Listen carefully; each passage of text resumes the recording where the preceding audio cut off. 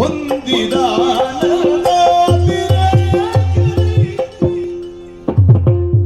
ಬಳಿ ಕೀಳಿದಳು ವಾತ್ಸಲ್ಯದಿ ಲೇಸಾಯ್ತು ಲಕ್ಷ್ಮಣ ಬಂದು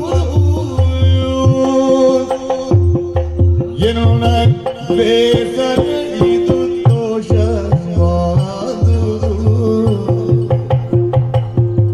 ವಾಸವರಿದು ಹರನಿಗ ಬಂದ ಓಟಯವರೆಗೂ ಎನ್ನೊಡನೀಗ ಮೈದುನ ಲೇಸಾಯ್ತು